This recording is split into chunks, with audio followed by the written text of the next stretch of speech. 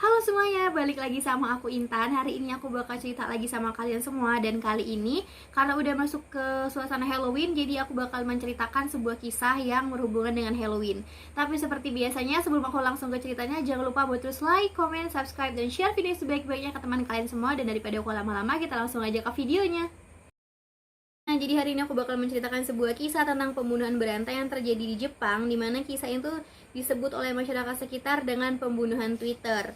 Nah, kisah ini sempat menghebohkan Jepang pada 2017, tepatnya di bulan Oktober, bersamaan dengan perayaan Halloween. Halloween yang biasanya menjadi tradisi yang sangat menyenangkan, di mana masyarakat menggunakan berbagai macam kostum dan merayakan berbagai pesta. Tetapi siapa yang menyangka bahwa Halloween di Jepang pada tahun 2017 ini dapat menjadi Halloween yang sangat mengerikan, karena terungkaplah sebuah kasus pembunuhan berantai ketika polisi menemukan potongan-potongan tubuh manusia di dalam sebuah flat milik seorang pria bernama Takahiro Shirashi. Nah, bagaimana awal polisi dapat menemukan potongan-potongan tubuh ini? Awal dari kisah ini tuh ketika polisi mendapatkan sebuah laporan tentang hilangnya seorang wanita yang kita sebut saja dengan si A yang berusia 23 tahun. Jadi si A ini sudah hilang dari rumahnya sejak 1 bulan yang lalu. Dan setelah mendapatkan laporan ini, polisi pun mulai melakukan penyelidikan dan juga penelusuran. Polisi mulai mencari tahu dengan siapa A terakhir kali berkomunikasi, kemana A terakhir kali pergi, ataupun jejak digital yang ditinggalkan A terakhir kali. Sampai akhirnya polisi menemukan sebuah unggahan atau postingan yang berada di Twitter si A yang menyatakan bahwa si A ini ingin melakukan bunuh diri.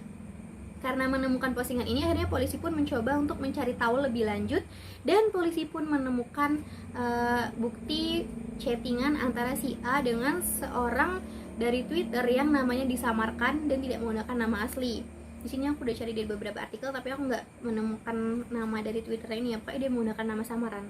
Nah, setelah menemukan chattingan ini, akhirnya polisi pun mulai mencari tahu nih siapa pemilik dari akun ini. Akhirnya polisi pun dapat mengetahui bahwa pemilik akun ini bernama Takahiro Shirashi.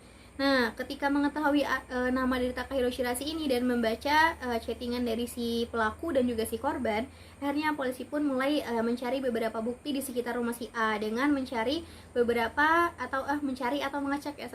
mengecek beberapa kamera pengawas yang berada di sekitar rumah si A. Sampai akhirnya polisi menemukan rekaman dari sebuah kamera pengawas Sampai akhirnya polisi menemukan sebuah rekaman di kamera pengawas yang berada di stasiun yang tidak jauh dari tempat tinggal si A. Dalam rekaman ini terlihat bahwa si A sedang berjalan dengan seorang pria yang diduga dia adalah Takahiro Shirashi. Setelah mendapatkan bukti rekaman ini, polisi pun akhirnya mulai melacak keberadaan dari si Takahiro dan berusaha untuk melacak lokasinya. Sampai akhirnya pencarian polisi ini pun membuahkan hasil dan polisi pun menemukan lokasi apartemen dari Takahiro. Nah, jadi setelah menemukan keberadaan apartemen si A, polisi pun melakukan penggeledahan untuk menemukan mungkin beberapa bukti yang bisa dicari ya. Tetapi polisi malah dikejutkan dengan penemuan 2 kepala yang sudah dipenggal yang berada di dalam freezer atau lemari pendingin yang ada di luar flat Takahiro. Karena menemukan hal inilah, polisi pun melanjutkan penyelidikan lebih dalam ke bagian dalam flat Takahiro. Dan alangkah terkejutnya polisi ketika mereka menemukan potongan-potongan tubuh dari 7 jasad lainnya yang berada di dalam 2 box pendingin yang ada di dalam flat Takahiro.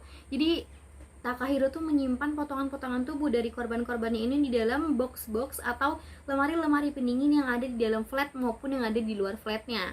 Nah, karena menemukan hal ini pun kan aneh ya, dia menyimpan berbagai potongan tubuh di berbagai sudut rumah, tapi kan tetangganya kok nggak ngeh gitu. Akhirnya polisi pun mencoba mencari tahu dengan bertanya ke tetangga sebelah flat Takahiro. Nah, tetangganya ini pun mengaku bahwa Takahiro ini memang baru pindah ke apartemen ini sejak bulan Agustus, yaitu tepatnya 2 bulan yang lalu. Dan memang tetangga ini mengaku bahwa sejak kepindahan Takahiro, dia sudah mencium bau-bau yang kurang sedap atau bau-bau yang aneh dari flat Takahiro.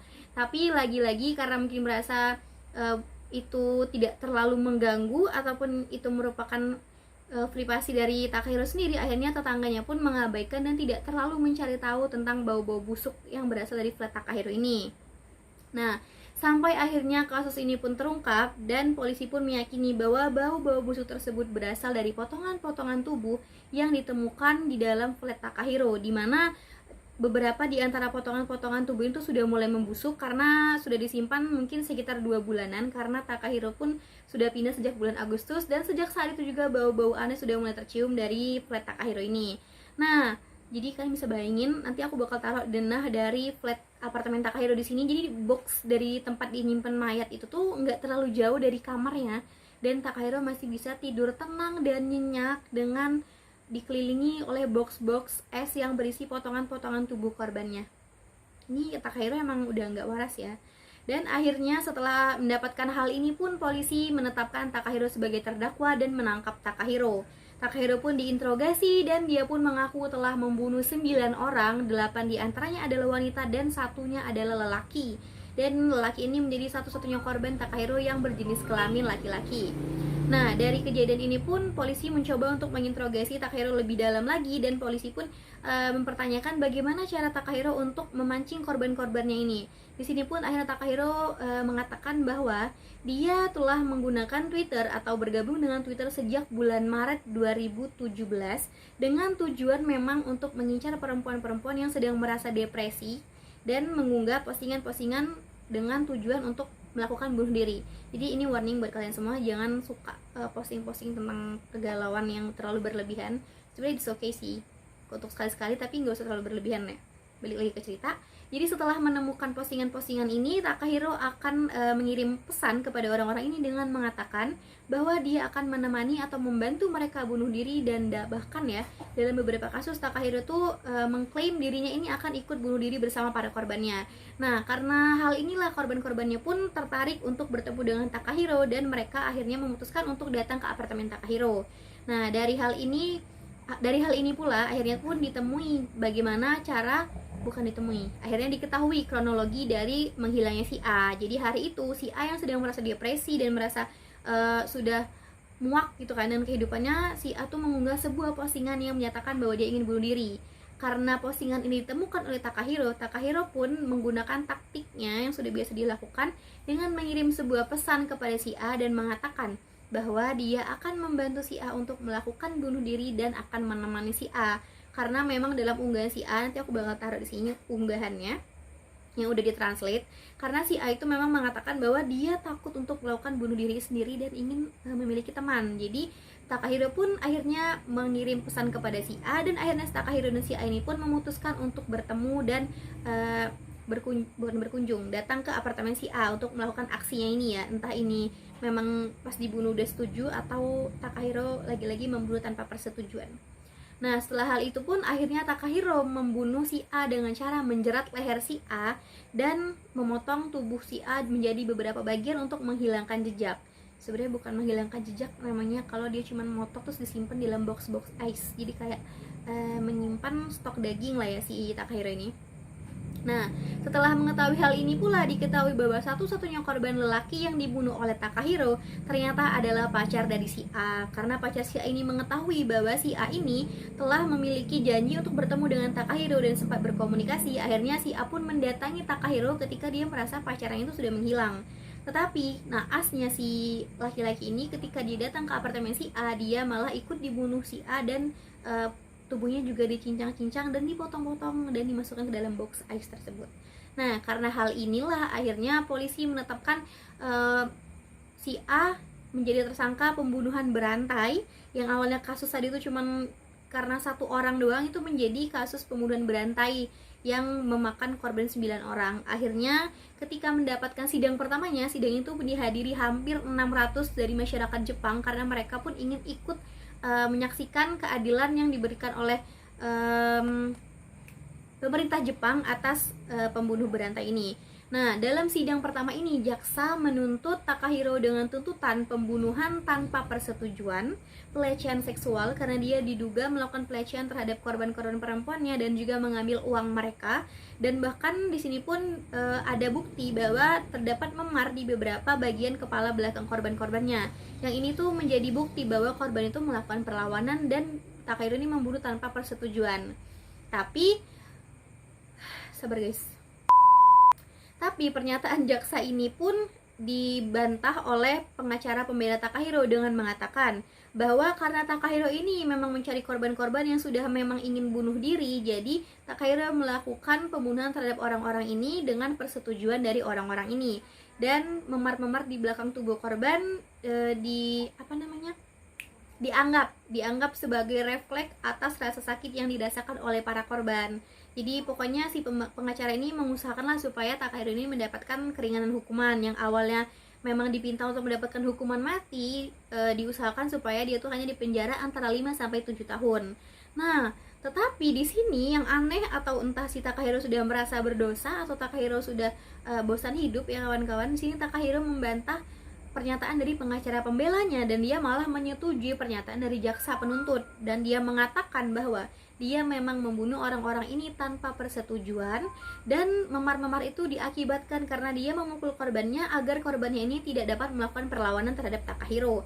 Karena hal inilah akhirnya jaksa penuntut pun meminta hakim untuk menjatuhkan hukuman mati kepada Takahiro. Tetapi di sini jaksa pembela masih mengusahakan, mungkin ini emang tugasnya ya, jadi dia tetap mengusahakan agar Takahiro ini mendapatkan keringanan dengan mengatakan bahwa Takahiro melakukan hal ini dikarenakan Takahiro mengalami atau memiliki kekurangan secara mental atau kejiwaan ya. Jadi dia tuh tidak mampu untuk mempertanggungjawabkan hal ini karena dia melakukannya dikarenakan dia mengalami kelainan mental atau kekurangan kejiwaan. Tetapi jaksa penuntut di sini membantah bukan keputusan guys, membantah pernyataan dari pengacara pembela ini dan mengatakan bahwa siapa namanya? Si Takahiro ini tuh mampu secara mental maupun fisik, tapi dikarenakan dia lagi-lagi mendapatkan bantahan dari pengacara pembela, akhirnya Takahiro pun diputuskan untuk mendapatkan perawatan psikiatri selama 5 bulan. Dan setelah mendapatkan perawatan ini, setelah 5 bulan berlalu, akhirnya Takahiro pun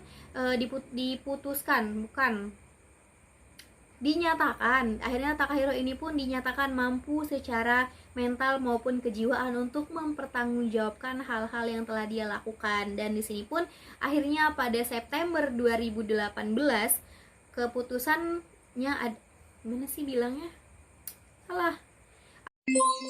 Akhirnya pada September 2018 Takahiro pun mendapatkan hukuman mati, dan Takahiro pun mengatakan bahwa dia menerima keputusan dari hakim ataupun tuntutan dari jaksa ini dan dia tidak akan mengajukan banding. Jadi Takahiro tuh mungkin sudah mendapat hidayah dan dia memutuskan untuk yaudahlah, dia akan mempertanggungjawabkan kesalahannya dengan mendapatkan hukuman mati. Salah satu orang tua dari korbannya itu mengatakan hingga saat ini dia tidak akan pernah memaafkan Takahiro, dan bahkan dia mengatakan dia mengalami gangguan secara mental ketika dia melihat orang-orang seusia putrinya. Dia bahkan merasa bahwa semua orang itu adalah putrinya. Jadi dia mengatakan bahwa dia tidak akan pernah memaafkan Takahiro sampai kapanpun, tapi akhirnya Takahiro tetap mendapatkan hukuman mati dan dia pun digantung. Jadi dari artikel yang aku baca sih di situ dibilang kalau hukuman mati di Jepang tuh biasanya dilakukan dengan hukuman gantung ya. Nah, jadi dari kisah kali ini kita bisa belajar untuk lebih memilih lagi dan lebih berhati-hati dalam menggunakan media sosial ya. Lebih baik sih untuk memilih dan memilah lagi hal-hal yang bisa kita posting atau kita unggah di media sosial, karena ada beberapa hal yang dapat mengundang hal-hal buruk untuk diri kita sendiri. Dan juga ini warning buat kalian semua supaya bisa lebih aware sama orang-orang sekitar, karena kan biasanya dari korban-korban Takahiro ini adalah mereka yang lagi depresi dan mereka yang merasa tidak mendapatkan dukungan moral secara moral ataupun mental dari orang-orang sekitarnya atau orang-orang nyata nih yang ada di sekitarnya, entah itu teman atau keluarga. Dan akhirnya mereka mencari attention dengan mengunggah postingan-postingan tentang keinginan untuk bunuh diri, dan di sini Takahiro berperan sebagai orang yang memberikan attention itu kepada mereka. Jadi buat kalian semua, semoga bisa lebih aware sama orang di sekitar dan lebih memberikan dukungan secara mental dan merangkul orang-orang di sekitar kalian agar mereka merasa mereka masih memiliki orang yang membantu mereka dalam melalui hal-hal yang cukup berat. Nah, jadi buat kisah kali ini, semoga kalian suka sama ceritanya.